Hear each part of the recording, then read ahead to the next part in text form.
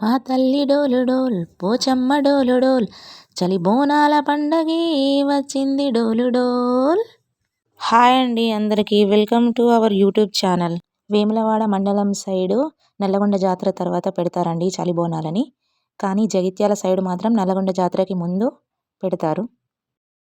సిలిండర్ని అయితే ముందుగా శుభ్రం చేసుకోవాలండి. తర్వాత 5 పసుపు గీతలు వేసి అందులో మధ్య మధ్యలో కుంకుమ బొట్లు పెట్టి సిలిండర్ని అయితే రెడీ చేసుకోవాలండి బోనం కోసం. తర్వాత ఒక చిప్పలో సున్నం అండి, ఇది ఇంటికి సున్నం వేసుకుంటాం కదండి, దాన్ని చిప్పలో పోసి కొన్ని వాటర్ పోసి నానబెట్టుకోవాలండి. అది ఎందుకో తర్వాత చెప్తాను. తర్వాత ఇది కొత్త కుండ అండి, దీన్ని మధ్యాహ్నం తెచ్చారు. మధ్యాహ్నం తెచ్చిన తర్వాత దీన్ని శుభ్రంగా కడిగి మట్టి లేకుండా శుభ్రంగా కడిగేసి ఎంగిలి కాని నీళ్ళతోనండి, ఫ్రెష్గా తీసుకొచ్చిన బిందెలు నీళ్ళతో కడిగేసి నానబెట్టాలండి. నానబెట్టడం వల్ల అందులో ఉన్న చెత్త చెదారం మట్టి కణాలన్నీ తొలగిపోతాయి. కుండ శుభ్రం అవుతుంది. తర్వాత మనం ముందుగా ప్రిపేర్ చేసుకున్న సిలిండర్ పైన కుండను పెట్టేసి అందులో మనము బియ్యం పోయాలండి. అవి కూడా తవ్వెడ మీద కొన్ని ఇట్లా పిడికెడలాగా లేదంటే అరసోల మీద పిడికెడలా వేయాలండి. దేవుని బోనం కదా అందుకే. తర్వాత మనము ఎంగిలి చేయనివి అంటే కుండతో పాటు ఒక గురిగి వస్తుందండి, దాంతో పాటే వాటర్ పోసుకుంటూ బియ్యాన్ని శుభ్రంగా కడుక్కోవాలండి 2 సార్లు. కడిగేసుకొని కొలతతో అంటే మనము 1 కప్పుకి 2 కప్పులు అలా పోస్తాం కదండి వాటర్, అలాగే బియ్యానికి అలా కొలతతోనే వేయాలండి. వేయడం వల్ల కుండలో అన్నం అక్కడికక్కడే మెత్తగా కాకుండా అయిపోతుంది, ముద్ద కాకుండా పుల్లలు పుల్లలుగా వస్తుంది. తర్వాత ఈ బోనాన్ని సిలిండర్ ఆన్ చేసేసుకొని బోనాన్ని సిలిండర్ పైకి ఎక్కించాలండి. బోనం పెట్టేసుకున్నాం. పైన వచ్చిన గురిని కూడా మూత పెట్టేసి అలా సిలిండర్ పైన ఉంచాలి. అందులో అన్నం ఉడుకుతుందండి. ఉడికిన తర్వాత మనకి బోనం తయారవుతుంది. దాన్ని పక్కన పెట్టేసుకోవాలి నైట్ అంతా.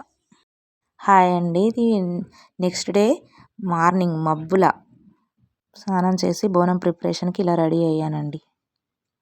నిన్న నైట్ వండిన బోనానికి ఈరోజు ముగ్గులు వేద్దాం. ముందుగా బోనాన్ని శుభ్రంగా కడిగేయాలండి. మొత్తం బోనం కుండను గురిగిని రెండింటిని కడగాలండి వాటర్తో. తర్వాత నిన్న నైట్ మనం నానబెట్టుకున్నాం కదండి సున్నాన్ని, ఆ సున్నంతోనే వేస్తారండి ముగ్గులు. సున్నాన్ని చేతిలోకి తీసుకొని ముందుగా కుండ కింది భాగంలో మొత్తం వేలితో పోయాలండి. కింద మొత్తం సున్నంతో నింపేసేయాలి. చూడండి, చుట్టూరా ముందు రాసేసి అది మొత్తం సున్నంతో కింది భాగం మొత్తం నింపేయాలి. వీడియోలో చూపించిన విధంగా మొత్తం రాసేయాలండి. అది కాస్త ఆరిపోతుంది, తొందరగానే ఆరిపోతుంది, ఎక్కువ టైం ఏం పట్టదు. ఇప్పుడు పై భాగం కూడా మొత్తం సున్నంతో రాసేసుకోవాలండి. తర్వాత ఇలా బోనానికి మధ్యలో 2 చిన్న గీతలు గీసి ముగ్గులు వేయాలండి. చూడండి, ఇది అమ్మవారి నుదుటిన బొట్టు పెట్టినట్టు ఉండే గుర్తు. ఇది మన స్వస్తిక్ గుర్తు. ఇదేమో ఓం గుర్తు అండి. ఇది అమ్మవారి త్రిశూలం గుర్తు. అమ్మవారికి సంబంధించిన గుర్తులనే మన బోనం కుండపై ముగ్గులుగా వేశానండి. తర్వాత గురిగిని కూడా పూజించి ఇలా తయారు చేస్తాను. ఇప్పుడు మన బోనం రెడీ. ఇక బోనం ఎత్తుకొని మా ఊరి పోచమ్మ గుడికి వెళ్ళామండి. ఇదిగో ఇదేనండి మా పోచమ్మ దేవాలయం. ఇది కొత్తగా కట్టారండి, అంతకుముందు వేరే దేవాలయం ఉండేది చిన్నది. చూడండి, మేము వెళ్ళేసరికి చాలా బోనాలు ఉన్నాయండి. ఈరోజు అందరికీ చలి బోనాలే కదా, మొత్తం ఊరంతా చలి బోనాలు కాబట్టి ఊళ్ళో వాళ్ళందరూ వచ్చి పెట్టారండి. చూడండి, కొంతమంది పసుపేసి బోనాలు వండితే కొంతమంది ఏమో బెల్లం అన్నంతో బోనాలు వండుతారండి. ఇదిగోనండి ఈ గుడిలో కొలువై ఉన్న మా పోచమ్మ తల్లి. ఇక్కడ చూడండి, ఈ బోనాలన్నీ మూత తీసి పెడతారండి. కొంతమంది పాలు పెరుగు తెస్తారు, బెల్లపు శాఖలు కూడా తెస్తారు. ఈ బెల్లం అన్నం మూతలు తీసేసి అందులోని నైవేద్యాన్ని ఒక ఆకులో పెట్టి అమ్మవారికి సమర్పిస్తారు. ఆ నైవేద్యం పైన పాలు పెరుగు బెల్లపు శాఖ పోస్తారు. ఎందుకంటే మనము ఆ నైవేద్యం అమ్మవారికి అర్పించిన తర్వాత అమ్మవారికి ఆకలి తీరిన తర్వాత ధూపం వేయకుండా ఉండడం కోసం ఈ పాలు కానీ పెరుగు కానీ లేకపోతే బెల్లపు శాఖ కానీ సమర్పిస్తారు. కొంతమంది అయితే ఇంట్లో మగవారు ఎవరైనా ఉంటే తర్వాత మేము బోనాలు తెచ్చేసిన తర్వాత పగటి వరకు వెళ్ళి కళ్ళు కూడా మొక్కేస్తారంట అండి కొంతమంది. తర్వాత అమ్మవారికి కొబ్బరికాయను కొడతారండి కోరికలు కోరుకొని. పూజ అంతా అయిపోయిందండి, ఇంటికి వచ్చేస్తున్నాను నేను. ఇంట్లో వాళ్ళు అలుకుతలు చేసేసి మన కాళ్ళపైన నీళ్ళు పోస్తారండి. అప్పుడు మనం లోపలికి ఎంటర్ అవ్వాలి. ఇక ఇదండి కూర. మన బోనంలోకి కర్రీ అండి. ఆ కర్రీ ఏంటంటే చిక్కుడుకాయలతోని వంకాయలతో చేస్తారండి అమ్మవారి బోనానికి. దానికి కావాల్సిన పదార్థాలు చిక్కుడుకాయలు, పచ్చిమిరపకాయలు, వంకాయలు మెయిన్గా వాడతామండి.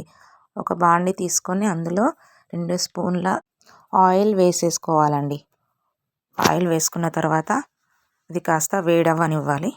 వేడైన తర్వాత ఆవాలు జీలకర్ర వేసుకోవాలండి. అవి చిటపటమన్నాక వెల్లుల్లి అండి, ఇవి వెల్లుల్లి రెబ్బలు ఒక 10-15 వరకు తీసుకోవాలండి రెబ్బలు. ఇదండి ఉల్లాకు, తర్వాత కరివేపాకు ఇవన్నీ వేసి కాసేపు చిటపటలాడించాలండి. అవి చిటపటమన్నాక పచ్చిమిరపకాయలండి, పచ్చిమిరపకాయలు వేసేసుకొని కాసేపు మగ్గనివ్వాలి.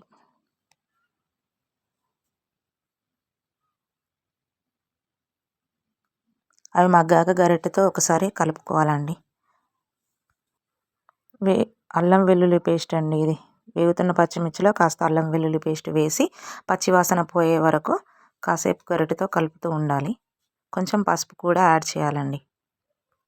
ఇవన్నీ వేగాక చిక్కుడుకాయ అండి, మెయిన్ ఇంగ్రీడియంట్ అయిన మన చిక్కుడుకాయను నార తీసేసి చించుకొని శుభ్రంగా కడిగిన చిక్కుడుకాయను యాడ్ చేయాలండి. తర్వాత పచ్చిమిర్చి ఈ చిక్కుడుకాయ మంచిగా కలిసేలాగా గరిటెతో మొత్తం కలుపుకోవాలండి.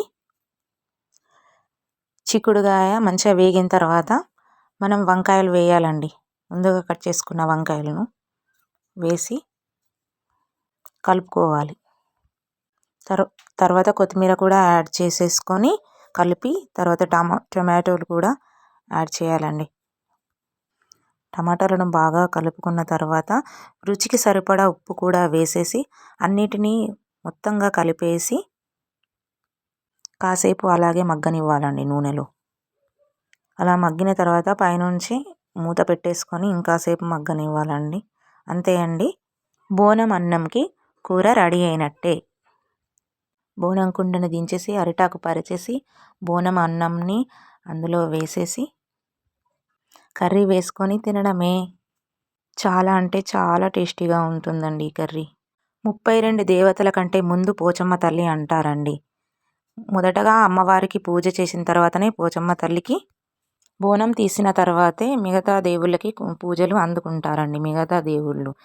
ఇప్పుడు శివరాత్రి వస్తుంది కదా అండి, మహాశివరాత్రికి ముందు అతని కన్నబిడ్డలైన శివుడి కన్నబిడ్డలైన పోచమ్మ తల్లికి బోనాలు, ఎల్లమ్మ తల్లికి కాయలు కొట్టొస్తారండి.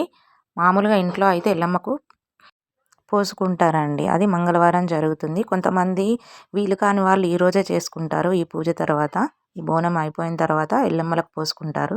కానీ మేమైతే మంగళవారం పోసుకుంటామండి. ఎందుకంటే మాకు ఎల్లమ్మ ఉంది కాబట్టి మేము మంగళవారమే పోసుకోవాలి.